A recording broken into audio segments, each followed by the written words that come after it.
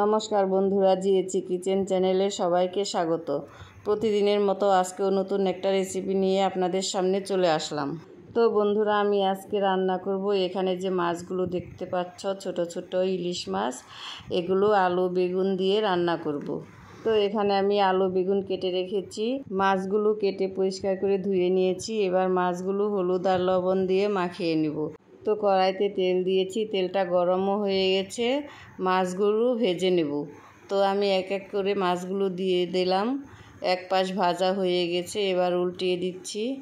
তো উল্টে পাল্টিয়ে আমার মাছগুলো ভাজা হয়ে গেছে। এভাবে আমি সবগুলো মাছ ভেজে নিয়েছি। এবার ওই বেঁচে থাকা তেলের মধ্যে বেগুনগুলো দিয়ে দিলাম। বেগুনগুলো দিয়ে আমি ভেজে তুলে নেব। তো বেগুন দিয়ে হলুদ আর লবণ দিয়ে বেগুনগুলো ভেজে নিলাম। বেগুনগুলো ভাজা হয়ে গেছে, এবার বেগুনগুলো তুলে নিচ্ছি।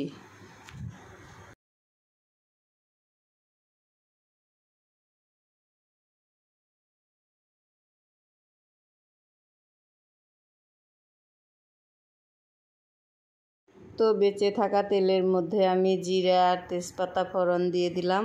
ফোড়নটা লাল লাল হয়ে গেলে এর মধ্যে আমি আলুগুলো দিয়ে দিব। তো আলুগুলো দিয়ে দিলাম। আলুগুলো দিয়ে লবণ আর হলুদ দিয়ে আলুটা ভেজে নেব।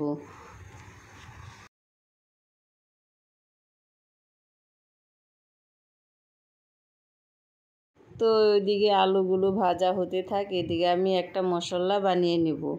তো এখানে জিরে বাটা আছে, এর মধ্যে আমি লঙ্কা বাটা দিয়ে দিলাম, লবণ দিয়ে দিলাম, হলুদ দিয়ে দিলাম। তো সব কিছু দিয়ে মশলাটা বানিয়ে নিলাম। এদিকে আলুটা লাল লাল ভাজা হয়ে গেছে, এর মধ্যে আমি মশলাগুলো দিয়ে দিলাম।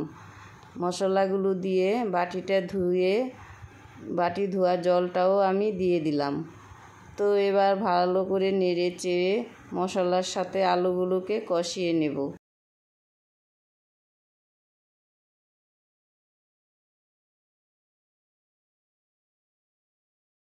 তো আলুগুলো মশলার সাথে খুব ভালোভাবে কষানো হয়ে গেছে।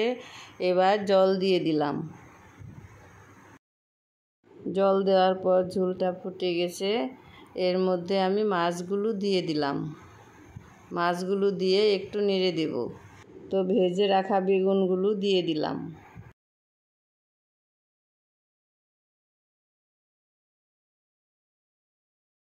তো মাছের ঝোলটা হয়ে গেছে, এবার নামিয়ে নেব। তো বন্ধুরা, আমার ভিডিওটা যদি ভালো লেগে থাকে তবে লাইক কমেন্ট শেয়ার করে দিও। আর চ্যানেলে যদি কেউ নতুন এসে থাকো, চ্যানেলটাকে সাবস্ক্রাইব করে দিয়ে পাশে থেকো।